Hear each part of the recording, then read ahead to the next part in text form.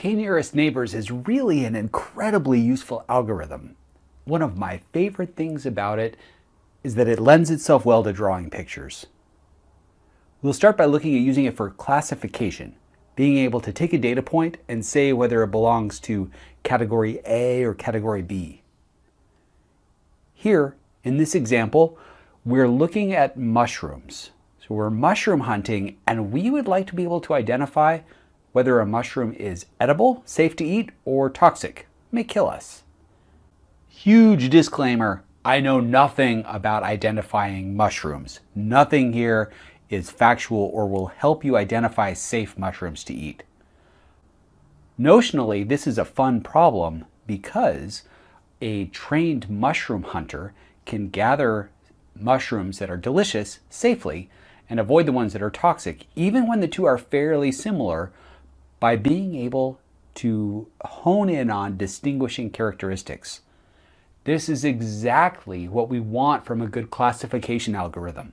We want to be able to say, does this thing belong to category A, edible, or category B, toxic?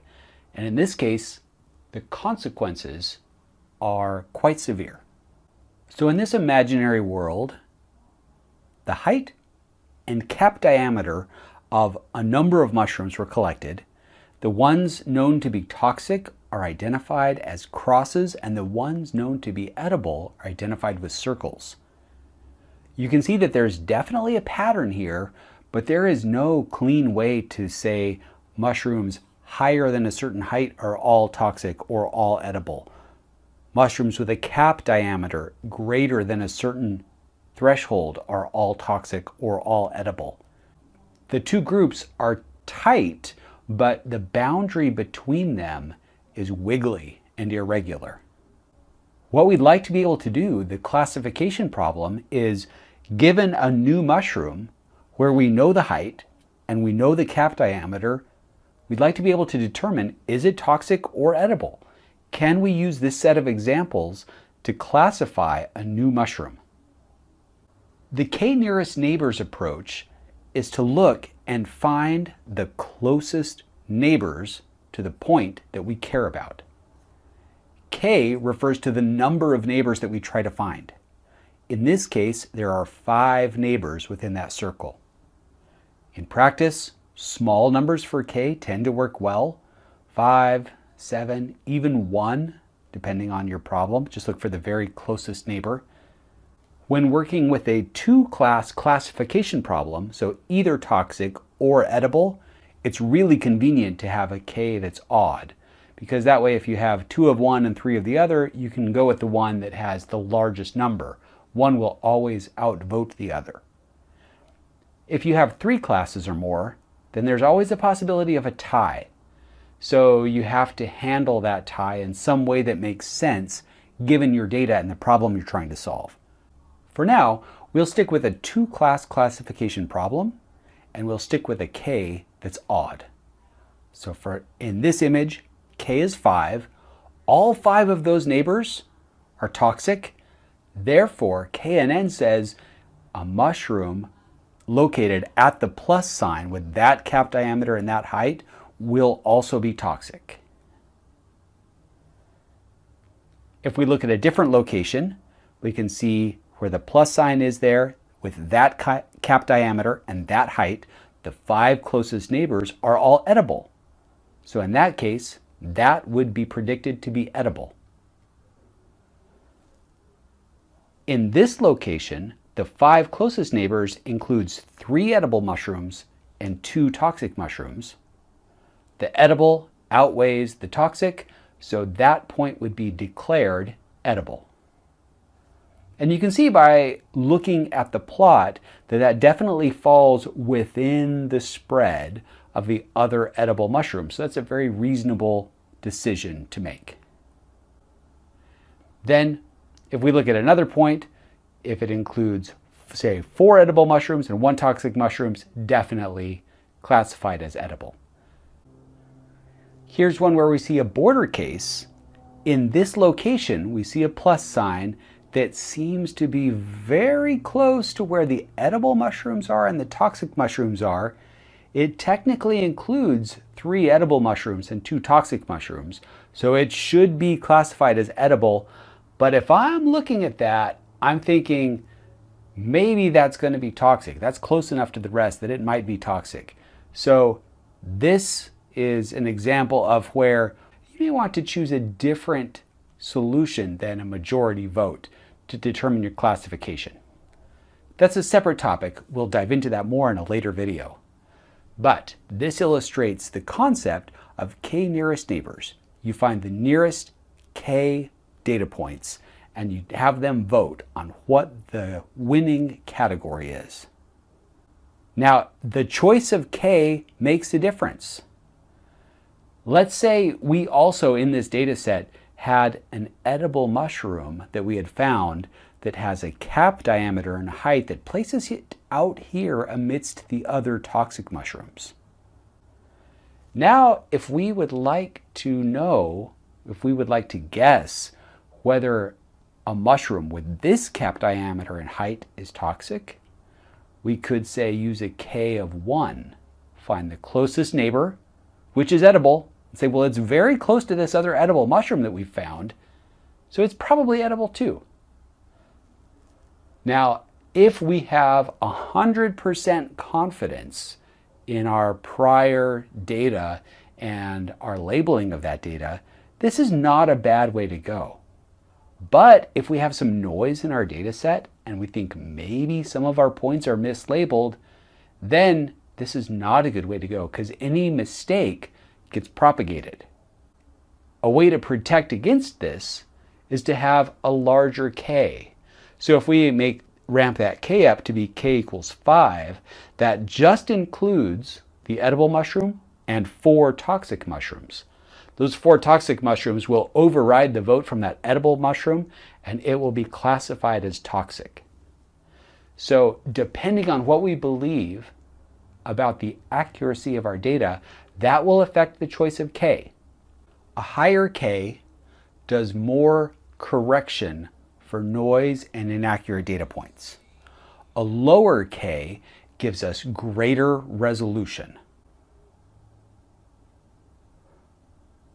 Another thing that makes a big difference in k nearest neighbors is how you scale your features. Let's imagine that on our mushrooms, we measured our cap diameter in centimeters, but our height in meters.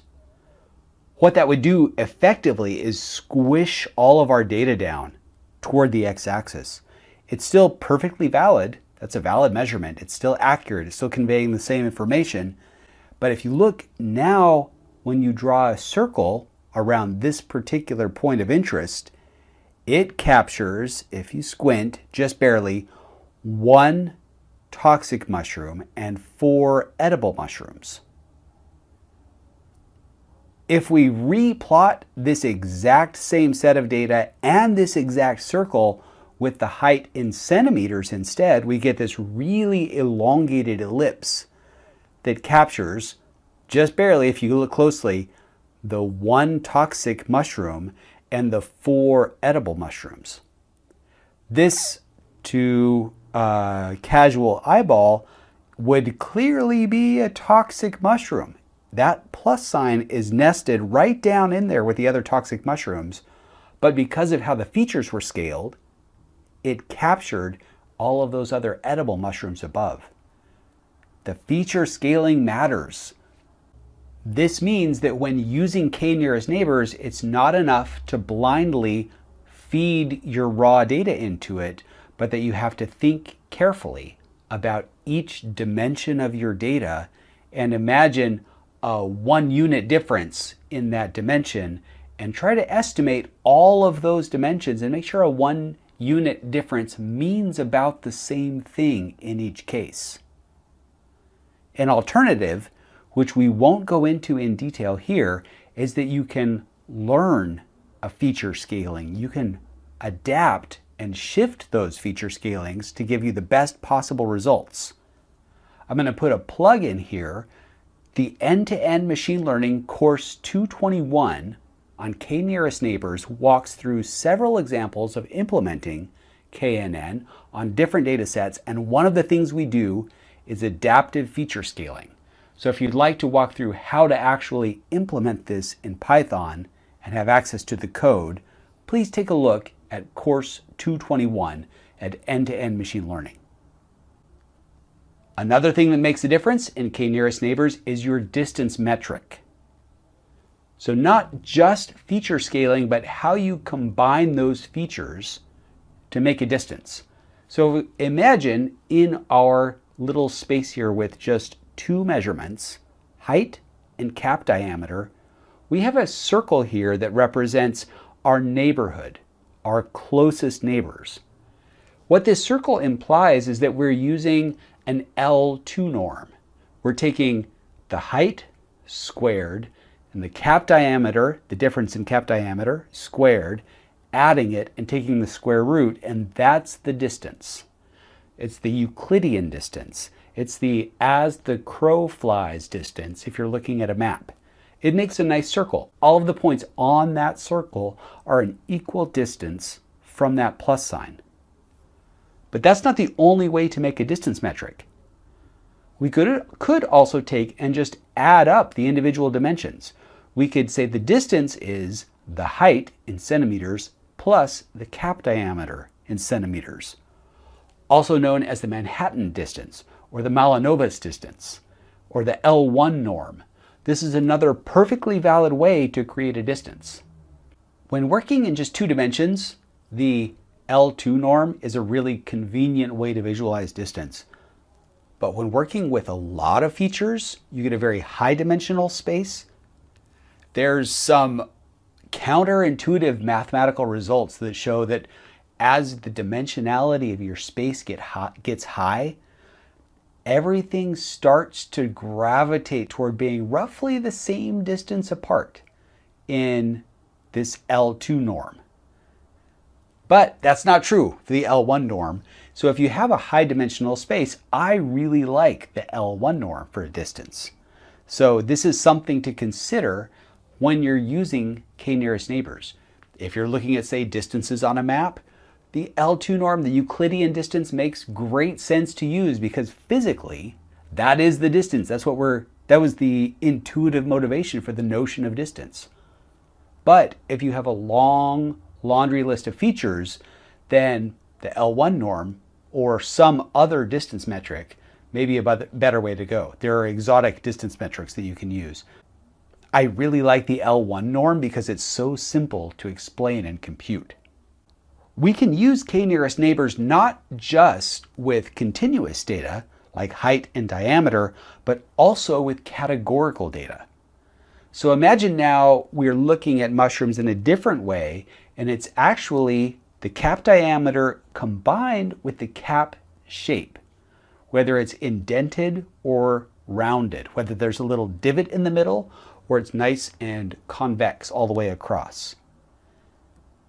This cap shape is a either or, the way we've represented it, categorical. It's either indented or rounded.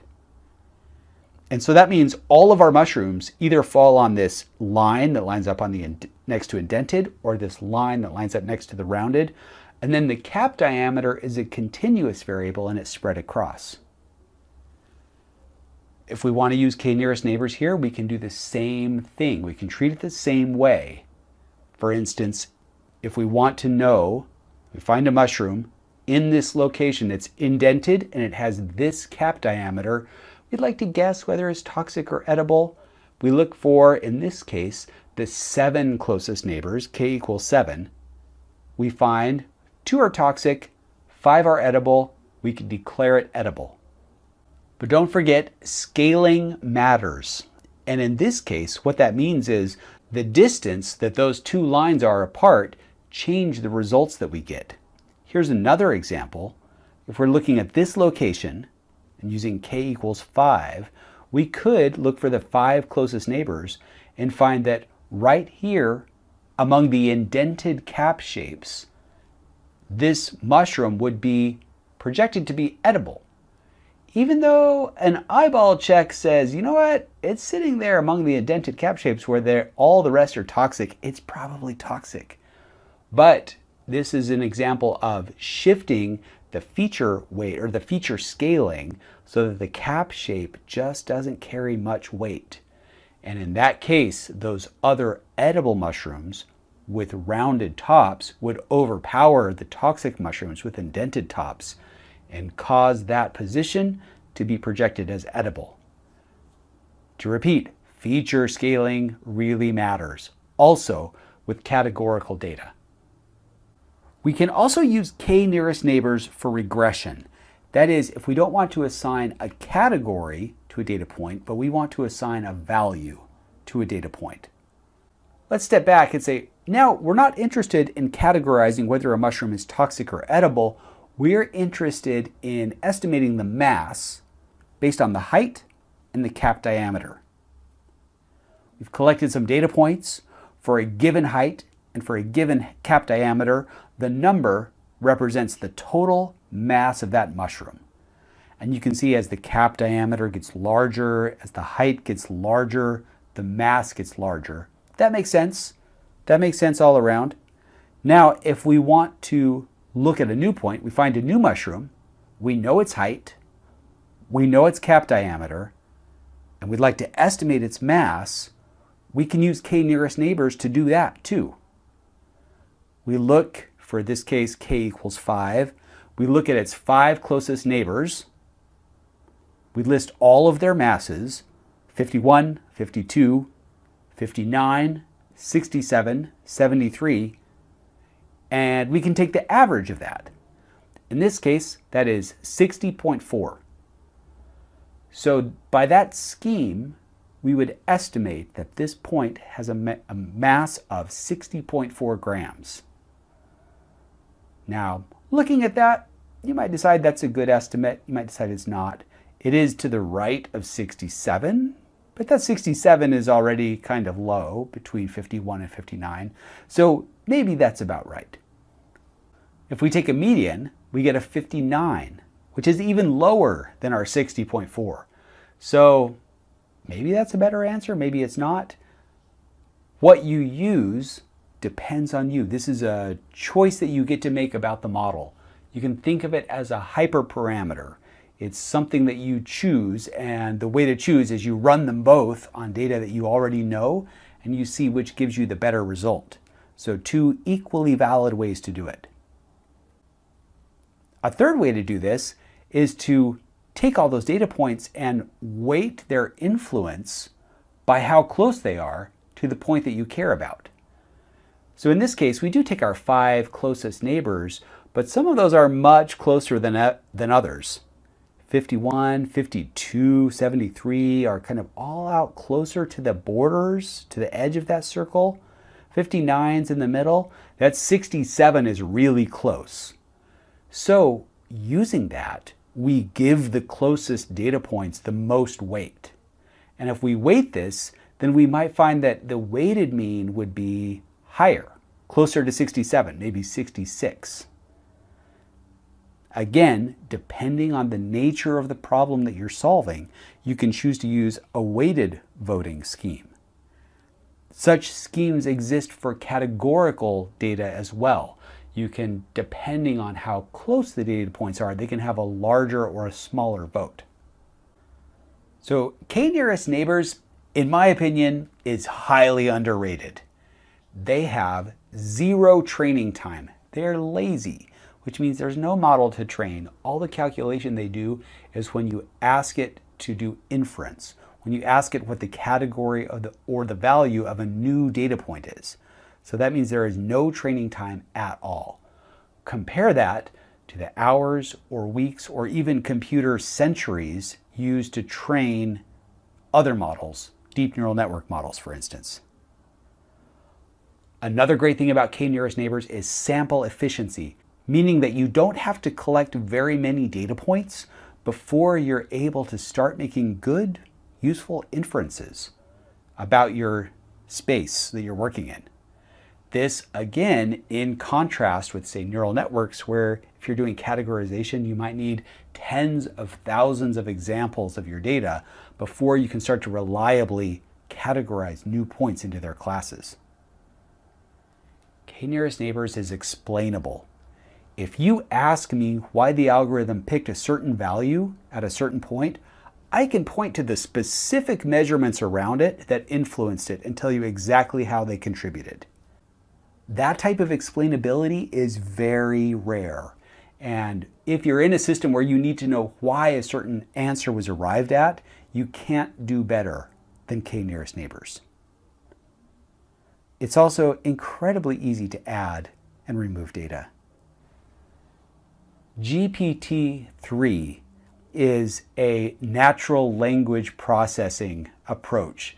It's a neural network that I believe the state of the art requires hundreds of millions of dollars of compute time to train.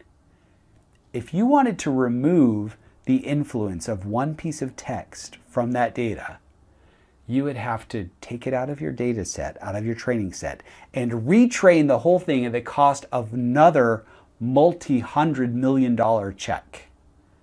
It's just not feasible to do. Also, if you want to add new data, you have to add it and then retrain it. Now that's a little bit dramatic. There are ways to shortchange that a little bit, but not much. There is a lot of retraining you have to do every time you change your training data set. With K-nearest neighbors, it's easy. You just add or remove the data point from your collection, and the next time you go to make an inference, it won't be there, or the new one will, and you'll get a slightly different result. It is trivial to modify the data to tell, say, someone who was represented by the data, who wanted their data point deleted, that, yep, we deleted your data. It will no longer be reflected in the model in any way. It's very nice to be able to say that with confidence, with certainty, and to be able to demonstrate to an audience how that is done and why that's the case. Another more subtle element that is nice about K-nearest neighbors is they're less sensitive to class imbalance, at least global class imbalance. Let's say we had a data set that had 1,000 edible mushrooms and just 10 poisonous ones. Then K-nearest neighbors is okay with that, as long as locally, within the neighborhood of any new mushroom that we collected, there was a nice representation of any edible and toxic mushrooms that happen to be close to it. As long as the local density is balanced, the global imbalance doesn't really matter. So that's a rare property among machine learning algorithms as well. Now, it's not without weaknesses. No algorithm is perfect. Everything has trade-offs. So K-nearest neighbors, it's expensive to compute. If you have a lot of data points and you have to find the 5 closest, it means you have to figure out how close all of them are so you can find the 5 that are the closest. And calculating that distance can get very expensive if you have billions of data points. Also, as we've called out, it's sensitive to feature scaling and it's sensitive to your choice of distance metric. So you have to get those right or you can get really nonsensical answers. Now, fortunately, there are workarounds for the weaknesses, so you can make it work for you. As we called out, you can do learned feature scaling. Even though it is expensive to compute the distance for the whole data set, there are clever data structures like KD trees and ball trees that I won't go into right this moment, but what they allow you to do is just compute the distance for a small chunk of the data. It lets you say, hey, I'm looking for a data point in this region, and then it lets you focus on the data points in that region and just calculate the distance to all of them. And you can use that to save the huge computation of computing the distance to all of your data points. Also, there's this really clever thing called data reduction. If I have 10,000 edible mushrooms, but let's say that 500 of them are nearly identical, I can throw most of them out and just keep one good exemplar, one good prototype that shows what I'm looking for there. And that way, when I have a new one that I want to check out, if it's similar to that, it'll be able to pick it up by K-nearest neighbors, but I don't have to keep all 500 examples of it.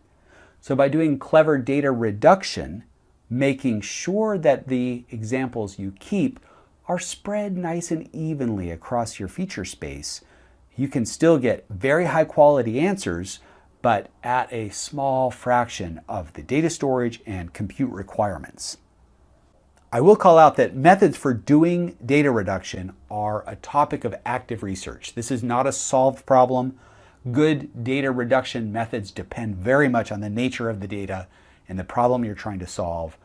But here's a plug for if you're looking for a good data algorithmic research topic, you could do a lot worse than efficient data reduction in K-nearest neighbors. I hope I've sold you on the fact that K-nearest neighbors is a solid machine learning algorithm. It doesn't get as much love as deep neural networks, but it should. It is robust. It is the crescent wrench of the toolbox. It works pretty well on almost everything if approached carefully. If you'd like to learn more about it, I have a course that I mentioned, Course 221 in End-to-End Machine Learning, where we code it up from scratch in Python. We apply it to 4 different data sets, one with penguins, one with zoo animals, one with diamonds, and one with interpolating elevation in maps. And we show how to implement some of these things like automatic feature scaling that lets you step up your K-nearest neighbors performance. Thanks for tuning in. Bayesian inference is a way to make guesses about what your data mean based on sometimes very little data. The way it works is tricky, but it's not magic. It's definitely something that you can wrap your head around, and it's not impossible to do so. My goal is that by the time we're done talking, you'll have a pretty crisp picture of how it works. Bayesian inference is just guessing in the style of Thomas Bayes, who was a nonconformist Presbyterian minister. He wrote a couple of books, one about religion and one about probability. So Bayesian inference is just guessing in the style of Bayes. So to illustrate it, imagine that you're at the movies and someone drops a ticket. You pick it up and you can see them from behind.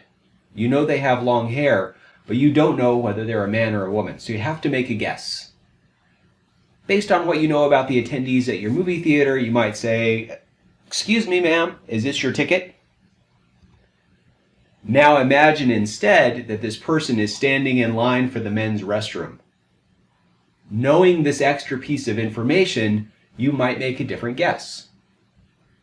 Bayesian inference is a way to capture this common sense knowledge about the situation and help you to make better guesses.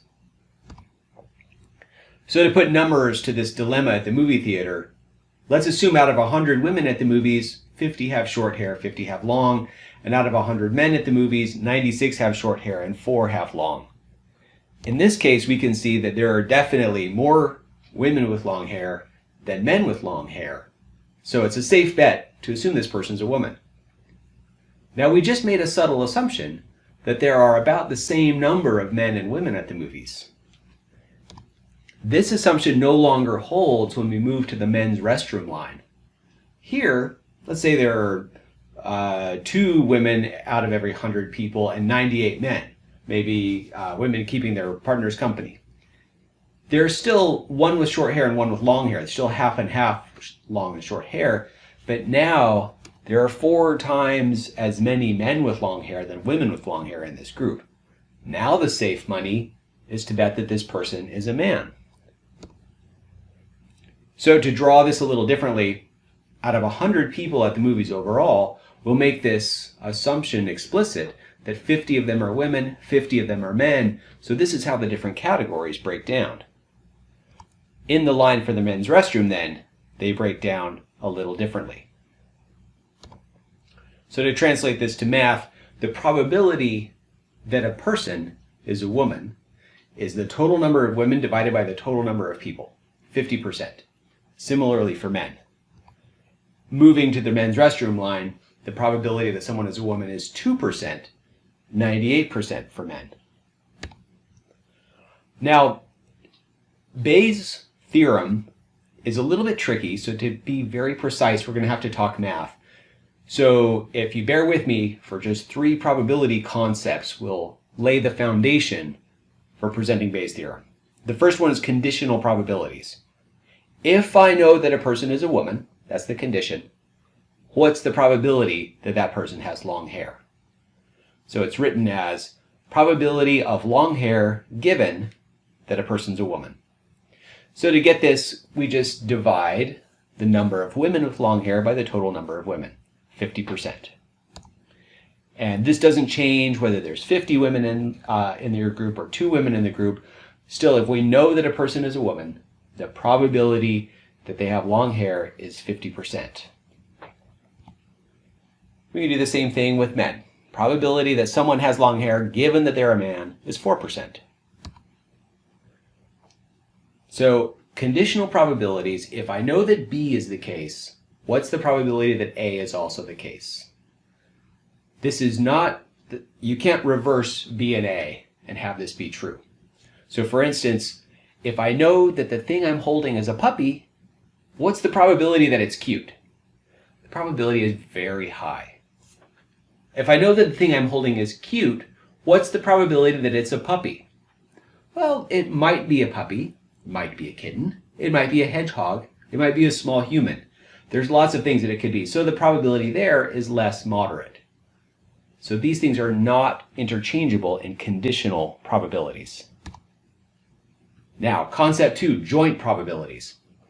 So what's the probability that a person is both a woman and has short hair?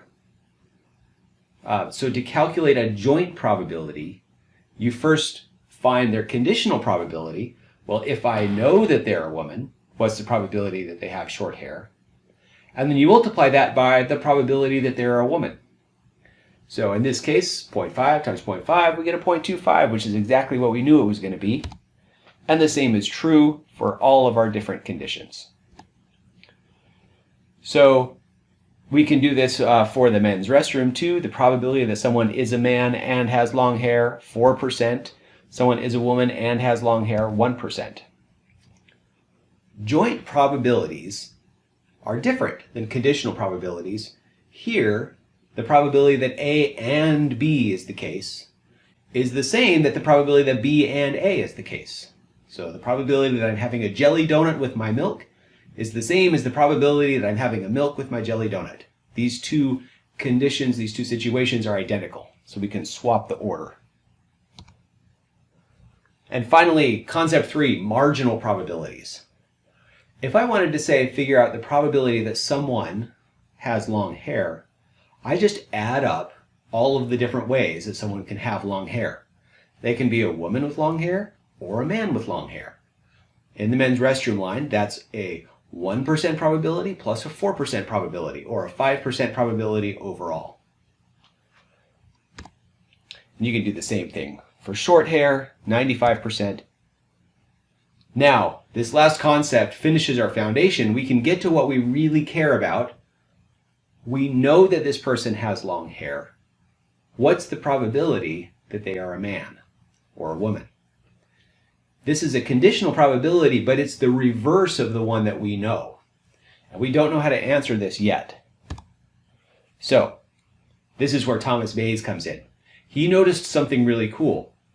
You can calculate the joint probability that someone is a man and has long hair using the formula we saw before. And you can also calculate the joint probability that someone has long hair and is a man. Now, these are different formulas, but remember, joint probabilities don't care about the order. So these two things are equal, which means the stuff that they're equal to on the other side are also equal to each other. And we can do a little algebraic sleight of hand. And now we have a formula for what we want to know. If someone has long hair, what's the probability that they're a man? And we have this expression to the right. We can genericize that with A's and B's, and now we have Bayes' theorem, one of the top 10 most popular math tattoos of all time. So using this formula, we can go back to the movie theater and plug in what we know. We know that the probability that someone is a man. We know the probability that if they're a man, they have long hair. And we know the conditional probability the marginal probability that someone has long hair, which is just the probability that someone's a woman with long hair plus the probability that someone's a man with long hair. And we plug all that in, and we can say if someone has long hair at the movie theaters, there is a 7% chance that they are a man. Similarly, 93% chance that they are a woman. Now, if they're in line for the men's restroom, because some of those probabilities change, that conditional probability changes. Someone's in line for the men's restroom and has long hair, there's an 80% chance that they are a man. And this is consistent with what we saw before. We know that there are 4 men and 1 woman for every 100 people in line for the men's restroom that have long hair. So 4 out of 5 long-haired people are men, 80%. It all adds up. So this example shows the mechanics of how to get Bayes' theorem and how it works. In practice, it's usually used a little differently. So to show this, we'll have to do a little bit of a detour and first talk about probability distributions. You can think of probability like a pot with just 1 cup of coffee in it. You can fill up, if you just have 1 cup to fill up, you can fill it all the way to the top. But if you have more than 1 cup, you have to share it around or distribute it. And you can share it with any proportion you want. So for instance, if we're representing the number of men and women at the movies, we could share it 50-50, but it'll always add up to 100%. We could even share it further into different categories. So here we see the joint probabilities of all of our 4 different categories that we were working with. And you can see that this is just another representation of the distribution representation that we were looking at before. Now usually when we look at this, they're side by side, probability instead of percentage, and shown in a histogram like this. It can be really helpful to think of these as beliefs. So for instance, if I flip a coin and hide the result from you, you might half believe it's heads and half believe it's tails until I tell you what it is. If I roll a die and hide the result from you, you might believe about 1/6 that it's a 1 or a 2 or a 3 or 4 or 5 or 6 until I show you the result. So these are what you believe. Probabilities can represent what you believe about something before you measure it. Similarly for Powerball tickets, and even for things that are more complicated, like let's say the height of adults in the United States in centimeters. You might believe that there's a very small chance that they'll be over 210 centimeters and a smallish chance that they're less than 150 centimeters, and then assign various amounts of this belief to all of the ranges in between. It still adds up to 1. It's like a bunch of cups of coffee lined up in a row, and you put a little bit in each one. The cups in the middle have more. And it shows how your belief about some individual is distributed before you've actually measured them. Now you can take these bins and chop them more and more finely, again and again, and if you keep doing this, you can get to something that's actually perfectly smooth. So it's as if you had an infinite number of very tiny cups and you put a tiny bit, infinitesimal amount of coffee in each one. At this point, it's probably no longer helpful to think of it in that terms, but just thinking of it as a continuous distribution, showing for all these heights, where am I placing my bets? What do I believe and how much? So once you have your beliefs, you can use it to answer questions about typical heights, the average, the median value, the most common value, or the mode. Now we'll use this in weighing my dog. I have a Shih Tzu named Reign of Terror. She's a little mischievous, and when we go to the veterinarian, Reign squirms on the scale. So every time we weigh her, we get a different weight. This last time we got 13.9 pounds, 17.5 pounds, and 14.1 pounds. What we want to know is how much Rain weighs. And this will be the basis for a decision. This is important. If her weight has gone up, her food intake will have to go down. And for her, this is a matter of life and death. So we don't want to make the wrong assumption and draw the wrong conclusion. So if you've ever taken a statistics class before, you know you can take these measurements, add them up, get the average, 15.2 pounds. You can calculate the standard deviation of these three measurements and also the standard error and come up with a 1.16 pound standard error, which when you show it graphically, this red curve now shows the belief that results from those three measurements, the distribution. The peak of that hill is at 15.2 pounds, and one standard deviation on that curve is our standard error of 1.2 pounds. So you can see looking at this that yes, it's most likely that she's 15.2 pounds, but there's a lot of that curve that sits outside of the range of 14 to 16. So yeah, she's probably between 14 and 16 pounds, most likely between 13 and 17 pounds, but she might even be lower than 12 and higher than 18.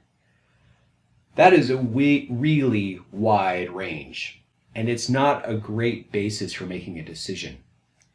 Now you can see the three measurements there, those three white vertical lines, and you can see why our belief is so dispersed, because those three measurements are pretty dispersed. It's hard to capture all that in one distribution.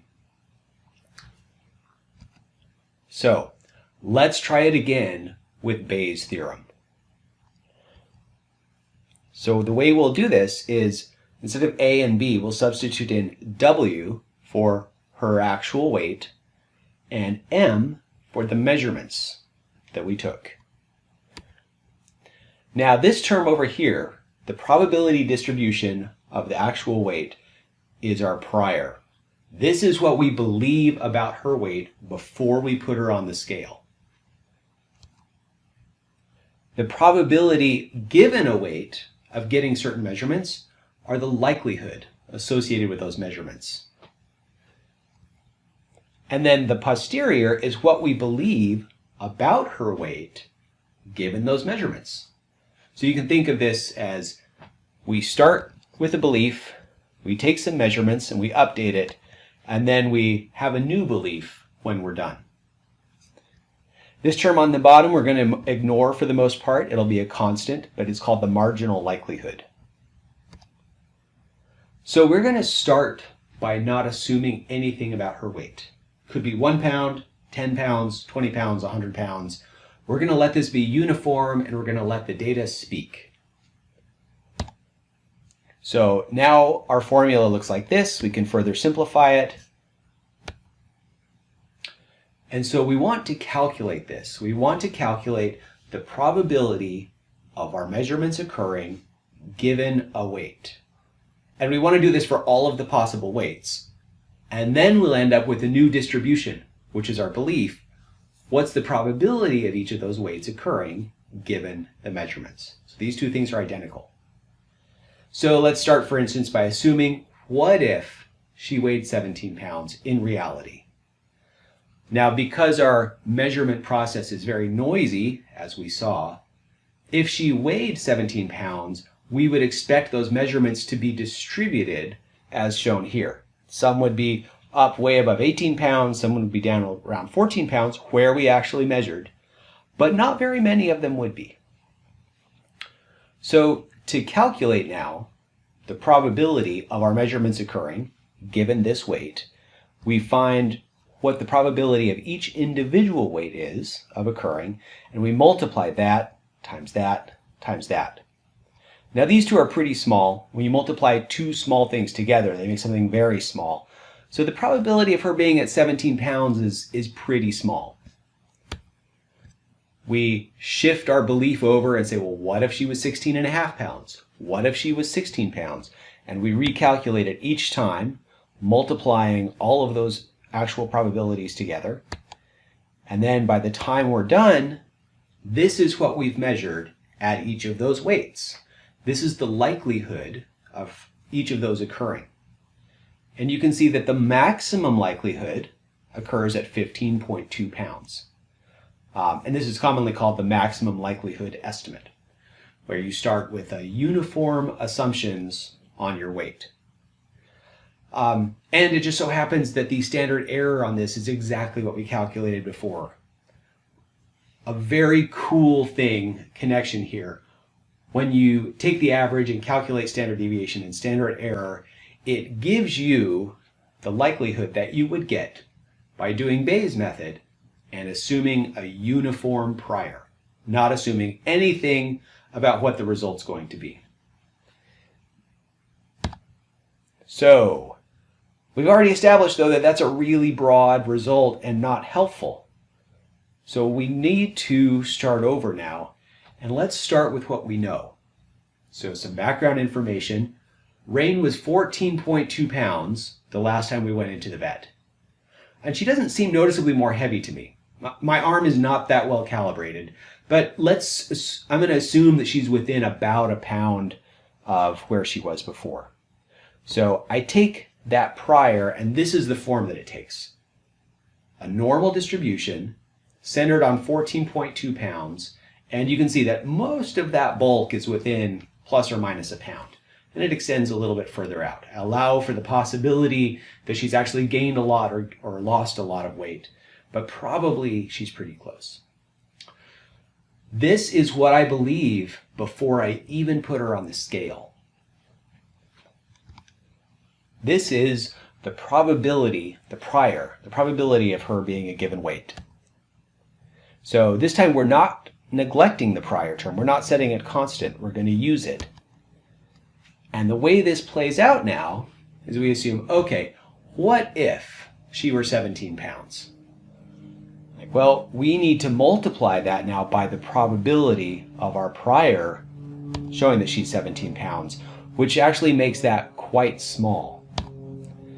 Now we calculate and multiply the three probabilities of our measurements occurring. So now we have something small times something very small times something very small. So we get a very small result probability that she actually weighs 17 pounds. And now we repeat this process at 16.5 pounds and 16 pounds and 15.5 pounds and 15 pounds all the way through. And then by the time we're done, we tally up all of those and we get this new posterior distribution. It's normally distributed at about 14.1 pounds, and it has a standard error of less than a pound. You'll notice it's even narrower than our original prior. So we've taken our original belief and we've been able to sharpen it up just a bit. And so incidentally, the peak of this curve is called the maximum a posteriori result. If we had to choose one value to represent our belief, that's not a bad one to choose. And now we compare this with our original estimate. It's labeled non-Bayesian here, but more accurately it could be Bayesian with a uniform prior.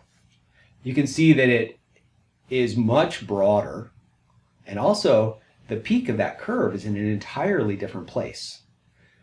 So the answer that we got, it's more confident because it's more centered, and it's probably, based on what we know, closer to being correct.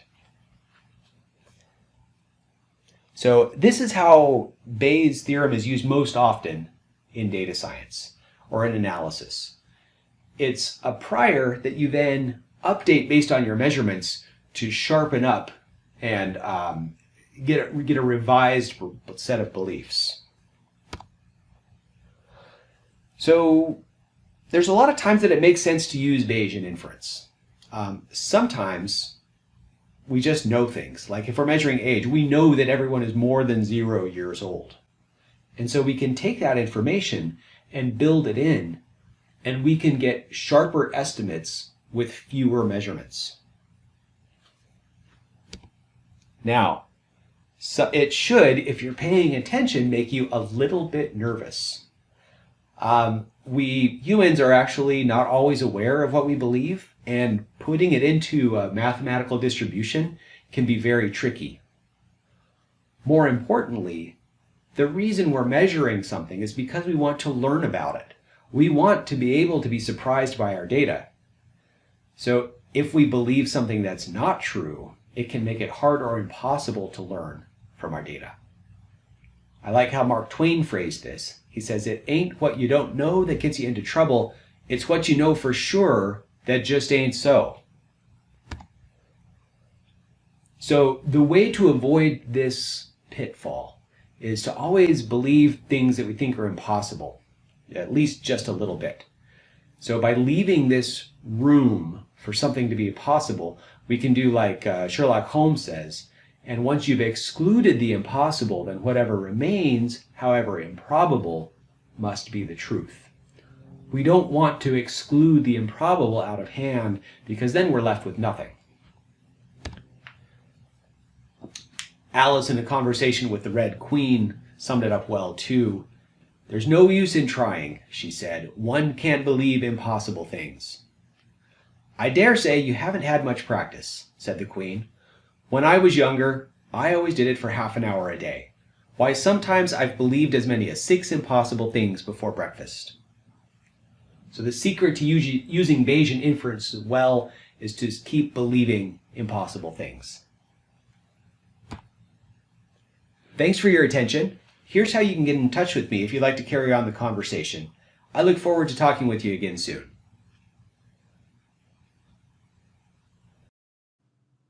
Hi, this is Brandon Rohr with How Decision Trees Work. Decision trees are one of my favorite models. They're simple and they're powerful. In fact, most high-performing Kaggle entries are a combination of XGBoost, which is a variant of decision tree, and some very clever feature engineering. The concept behind decision trees is refreshingly straightforward. Imagine creating a data set by recording the time you left your house and noting whether you arrived at work on time. Looking at it, you can see that for the most part, departure times before 8:15 result in punctuality, and departure times after 8:15 result in tardiness. You can summarize this pattern in a decision tree. The very first branching point is the question, did departure occur before 8:15? There are 2 branches, a yes and a no. For consistency, we'll keep all of our yeses on the left. Placing this decision boundary divides the data up into 2 groups. And although there are some stragglers and exceptions, the overall pattern is captured by placing this decision boundary at 8:15. If you depart before 8:15, you can be reasonably sure of getting to work on time. And if you depart after 8:15, you can be reasonably sure of being late. This is the simplest decision tree possible, a single branch. We can refine our estimate of punctuality by subdividing both the before 8:15 and the after 8:15 branches. If we add additional decision boundaries at 8 o'clock and 8:30, then we can divide up our arrival estimate more fully. Those before 8 o'clock are confidently on time. Those between 8 and 8:15 are probably on time, but not guaranteed to be so. Similarly, departure times after 8:15 can be divided into those after 8:30, which are almost certainly late, and those before 8:30, which still have a small chance of being on time. This decision tree has 2 levels. Decision trees can have as many levels as you want. Most often, each decision point or node has only 2 branches. This example has a single predictor variable and a categorical target variable. The predictor variable is our departure time, and our target variable is our punctuality, whether or not we're late. Because it has only 2 distinct values, it's categorical. Decision trees with categorical targets are also called classification trees.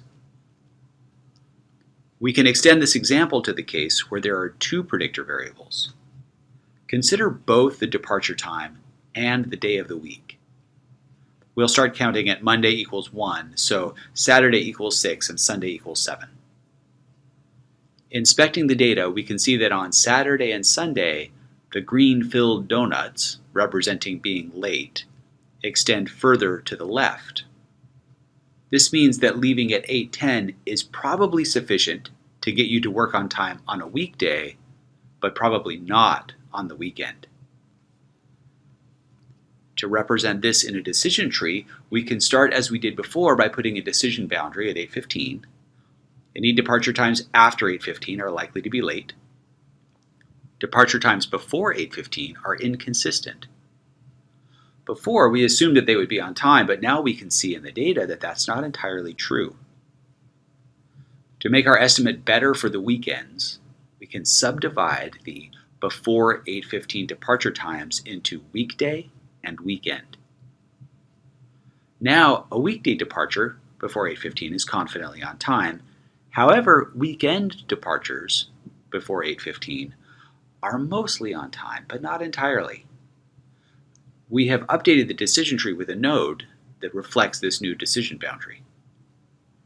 Now we can further refine our estimate by subdividing our weekend pre-8:15 departure times into before and after 8 o'clock. Before 8 o'clock, almost all of the arrivals are on time, and between 8 and 8:15, the majority of them are late. Now we have our two-dimensional decision tree neatly divided into 4 regions. 2 of them reflect on-time arrivals, and 2 of them show late arrivals. This is a 3-level decision tree now. Note that not all the branches need to extend down to the same number of levels. Now we can look at an example with a continuous target variable rather than a categorical one. When a model is used to make predictions about continuous numerical variables, it's also called a regression tree. So far we have looked at 1- and 2-dimensional classification trees. Now we'll look at regression trees. Let's consider the question of what time someone wakes up, as predicted by their age. The root of our regression tree is an estimate for the entire data set. In this case, if you had to make an estimate without knowing someone's age, a reasonable guess would be 625. This is the root of the decision tree. A reasonable first split is at age 25. On average, people younger than 25 wake up at 7:05, and people older than 25 wake up at 6 o'clock.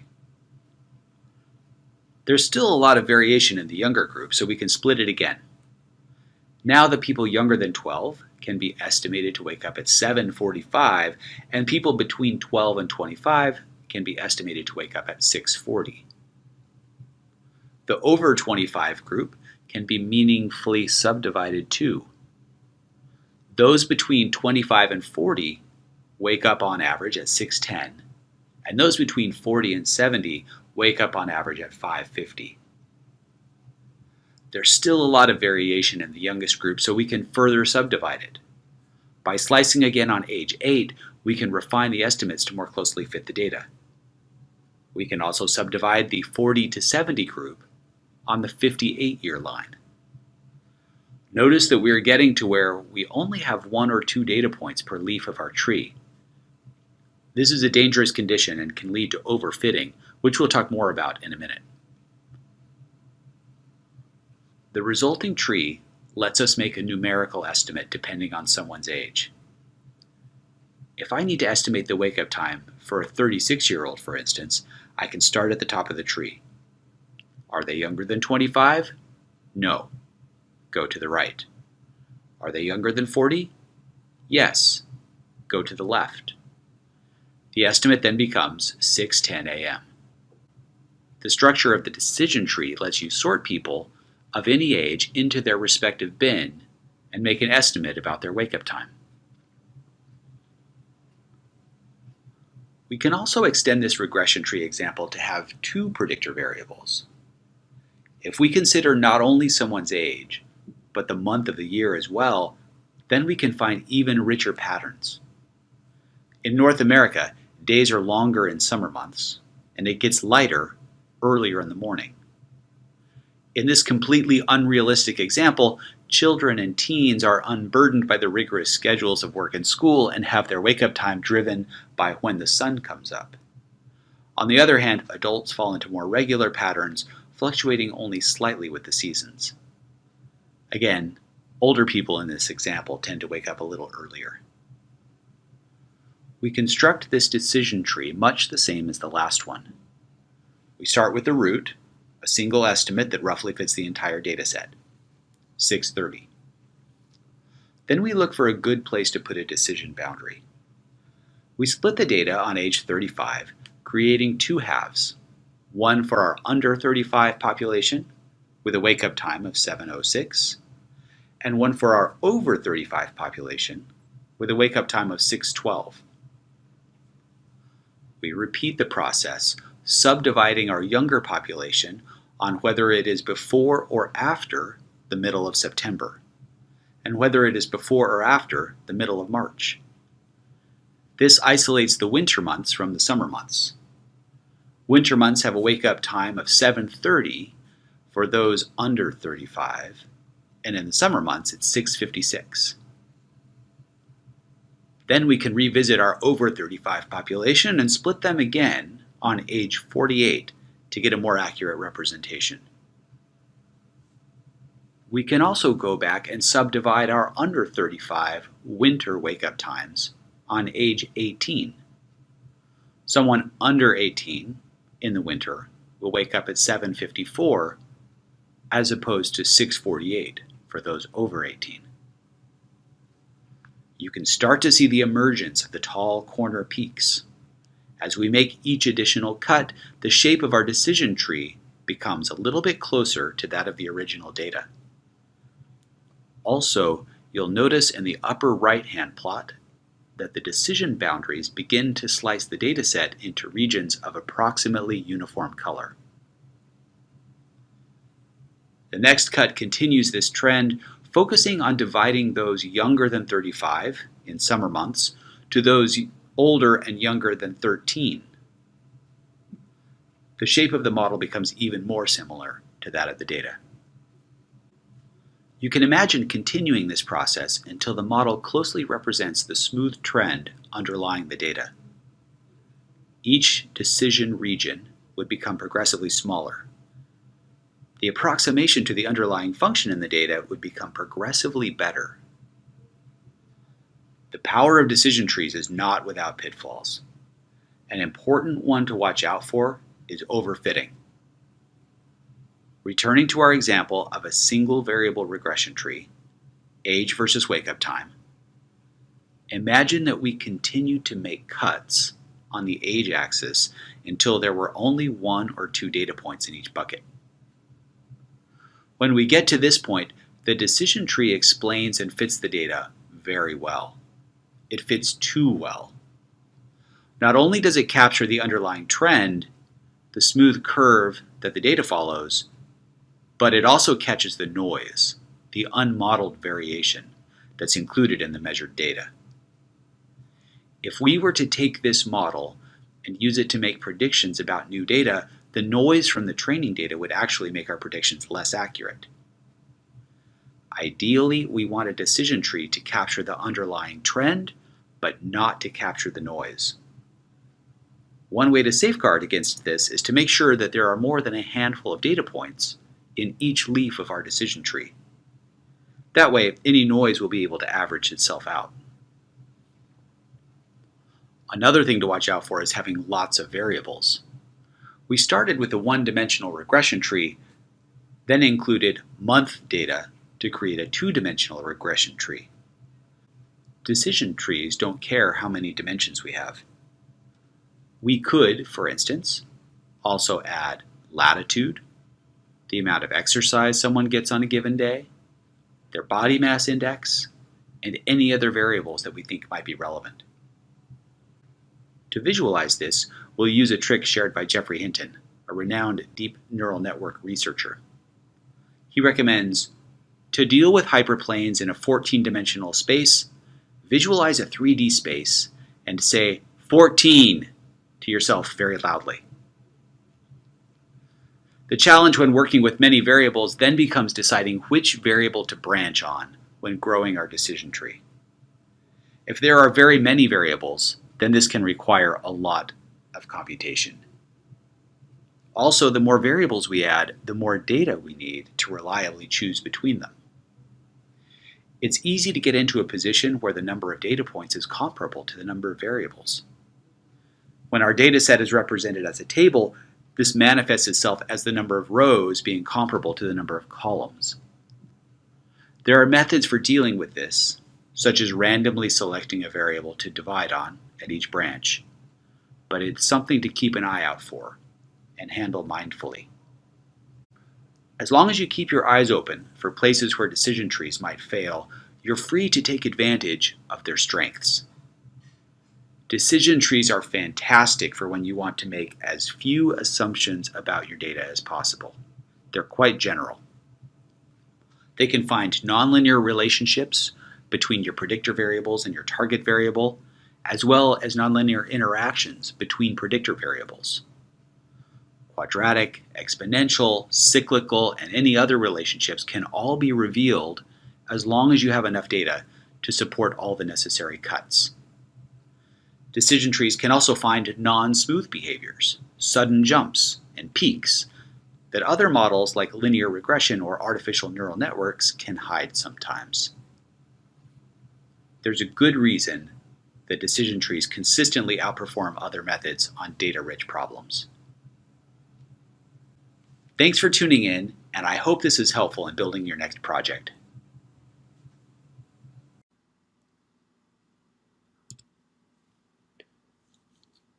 You can learn to drive a car by getting the keys, having someone show you how the steering wheel, the gas, and the brakes work.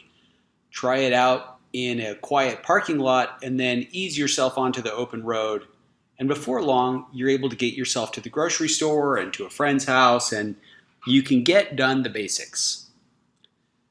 Now, contrast that with becoming a race car driver. In that case, you want to be able to get as much performance as possible out of your car. And to do that, you need to know how it works down to the nuts and bolts. That's the process of looking under the hood or opening the black box. If you want to get the most out of your tools, then how things work really matters. So to show you what I mean by this, for most of us, beginning machine learning or software engineers, this is what a support vector machine looks like. Here is the black box. You import scikit-learn, queue up a simple example and run it, and you're done. Here are the keys, here's the steering wheel, go. But to get the most out of it, you have to go deeper. My goal in this talk is to walk you through the process of going deeper, but more importantly, to show how any of us can go deep on any subject that we want to master. So as I tackled support vector machines, which were fairly new to me when I started this presentation, the first step I took was to read the scikit-learn documentation. This is what I came across. It's not particularly helpful to me being new to support vector machines. It's a nice, concise summary of the basic principles of how they work, but it doesn't explain it to someone who doesn't already know them well. One thing that the scikit-learn documents did provide was this great diagram showing here two different colors of points being separated by a line. That line looks kind of like a road where those two lanes are as wide as they can possibly get before they start touching data points. This was helpful. My next step was to go find a nice tutorial and read it. I found one that was highly recommended and started reading through it. And I saw definitions and tables and equations and graphs and diagrams and plots, and very soon got very overwhelmed, and there were theorems, for God's sake. And I felt strongly that it was probably important stuff, but it was not very accessible to someone who is new to the topic. So I took a step back, I set that aside, and I went to YouTube. And I pulled up some of the most popular videos on support vector machines, and in the course of doing this, saw multiple explanations of what they are, what they're used for, how to visualize them, how the math underneath them works. And the principles finally started to click. They began becoming clear in my brain. Following this, I went and found some more blog posts, again from a variety of posters, each with their own way of visualizing how they work, of explaining the principles behind it, and now the equations and the math and the definitions started to make a little sense. Enough so that I, in the next step, started to try to explain it to myself. And the way I do this is by drawing pictures. And so I started illustrating some of these concepts in a way that would make sense to me in my brain. Now that the ideas underneath support vector machines, at this stage, they're crystals, they're nuggets, but they're a scaffold, but they're not fleshed out. So to do this, I find it very helpful to choose a toy example. This is a bit of an art, it's trial and error, but finding an example that's simple enough that you understand it completely and you know exactly how it should work, but it's just complicated enough to illustrate the principle. So for this one, I settled on fruit. So imagine that we have fruit. It can either be small or large or yellow or purple.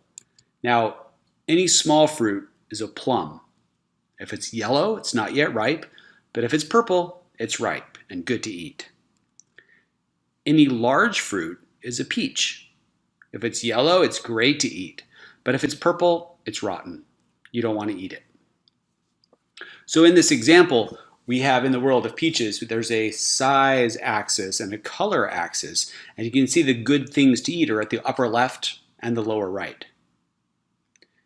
Now, in this example, once you have this example, if you can get it to where you can explain it to, roughly like a 12-year-old, a 6th grader, which means that you use words and ideas that are common, no jargon, or if you do use a jargon term, you explain it thoroughly.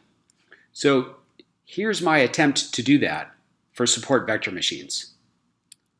So imagine you have peaches, and they can be any color between yellow and purple, and you would like to figure out which ones are good to eat.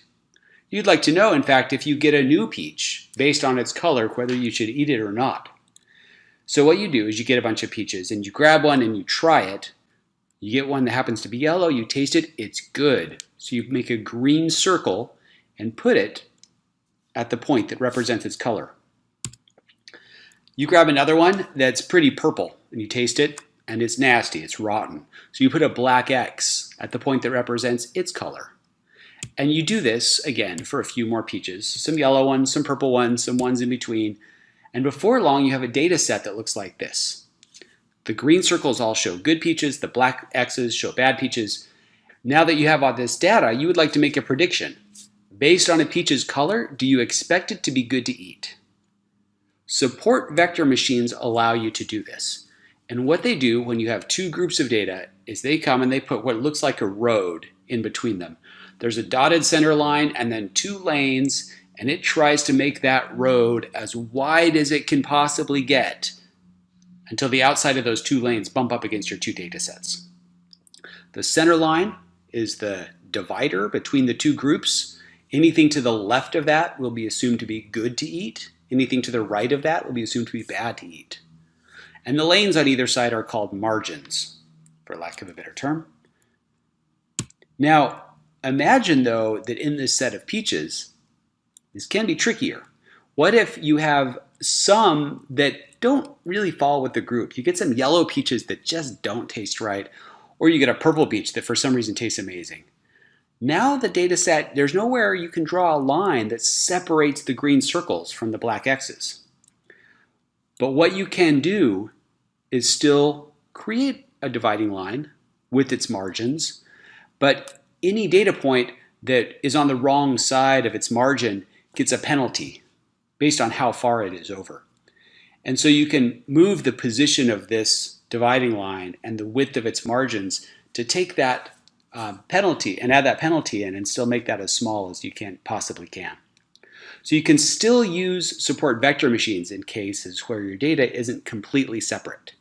The fancy term for that is linearly separable. Just means you can't separate it with a line. So it can handle non-linearly separable data. Now let's look at a different case. Instead of just peaches, we have peaches and plums. The good ones, we either want to eat yellow peaches or purple plums. A yellow plum isn't ripe and a purple peach is rotten. So we can do the same thing in this world. We try a bunch of fruit of different sizes and different colors. We find that the yellow peaches are delicious. We find that the purple plums are delicious, but the yellow plums are terrible and the black peaches, the purple peaches are terrible. So we end up with a data set that looks like this. The challenge now is that if we try to draw a line to separate these out, it's not just that a few data points are going to be a little bit off. There's a whole chunk of our data that we're missing. We're not capturing it well. So this data is obviously not linearly separable. To help us visualize this, I went and took it into Python and made a different visualization of it. But it's the same thing, green circles and black X's. We'd like to try to separate them. And in this case, we can't with a line. Now, support vector machines have an answer to this.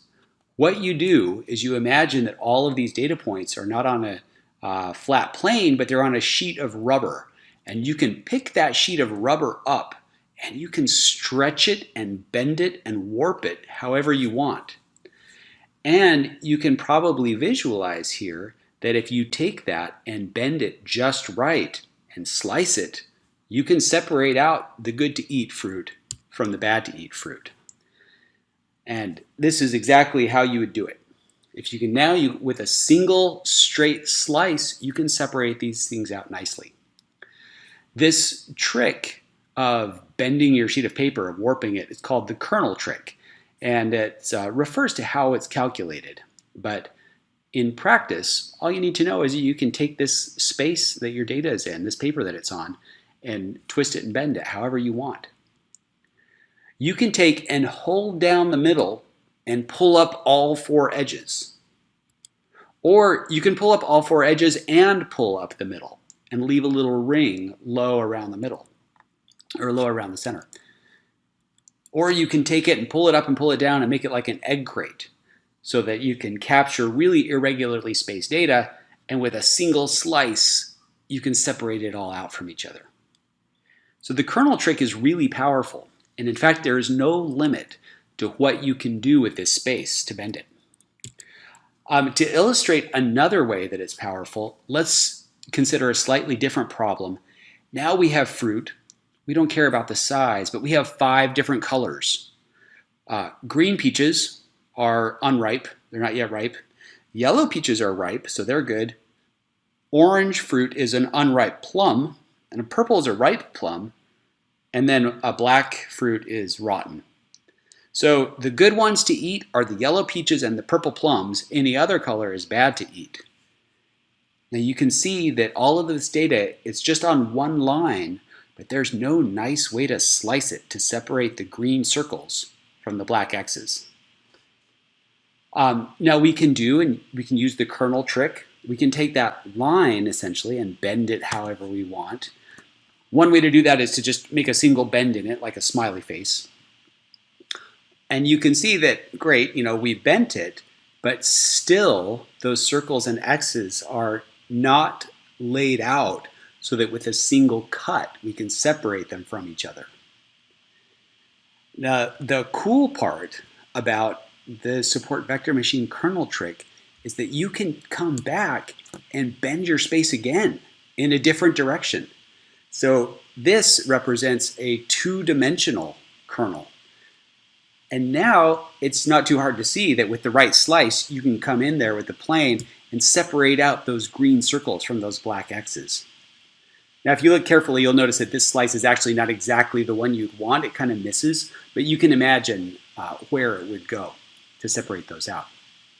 So here we did two different warpings. We took our line and we bent it one direction, and then we bent it another direction. Because of the math, it's a little bit mind-blowing, but you can actually take whatever space your data is in, and you can bend it in an infinite number of directions to make it so that you can slice it and separate out your two groups of data. So that is pretty powerful stuff. This is what support vector machines do.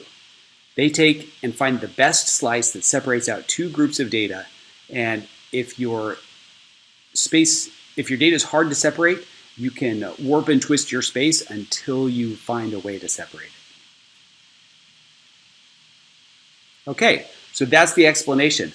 Now comes the most important part. In addition to understanding the strengths of a method, you have to understand its weaknesses if you're going to use it well and push it to its limits. So, with support vector machines, issues include if you have data with lots of error. So if you notice, any time that we're finding a slice between two groups of data, the location of that slice depends almost entirely on the very nearest data points. The other ones, it doesn't matter if they're close to the margin or miles away from the margin. It's those nearest data points that determine exactly where that margin is going to be. And if each of those has a lot of error associated with it, then that error gets a really loud vote, more so than most of your data. So that is an issue. Another way that it can break is if you choose the wrong kernel. If you look back at the original data set where we were bending our paper like a sheet of rubber, if we bent it the wrong way, we would not be able to separate out our data sets. We had to bend it just the right way. That's choosing the right kernel. And the act of choosing the right kernel is an art. And it's done by trial and error and, after a while, by experience. And then finally, large data sets can break support vector machines. Calculating the kernel, some kernels especially, can be very expensive, take a lot of computing power. And so if you're not dealing with just hundreds of data points, but billions, then the amount of time to calculate those is prohibitive. So with large data sets, you have to stick with linearly separable problems. So you have to go back and hand engineer features that help your data get separated out. Help it so you can separate it with a straight line, single cut. So each of these requires a human in the loop to determine when it's a problem and to work around it. This is important to know. This means that support vector machines are powerful, but to get the most out of them, you need someone who has used them quite a bit and understands them well. This doesn't mean that they can't be used, but this is important to know when you're deciding what method to use on your problem. Now, taking a step back, that was a quick walk through support vector machines. Hopefully you understand it now a little bit better than you did before if you were new to it. And now going into another project, you know what you need to do to make good use of it. A comment on the process. We went through this together. There was no formal education, no coursework, no textbook, no professor, no permission granted, no special libraries, nothing purchased. This is all information that's out there. This is something that you can do with any tool you want.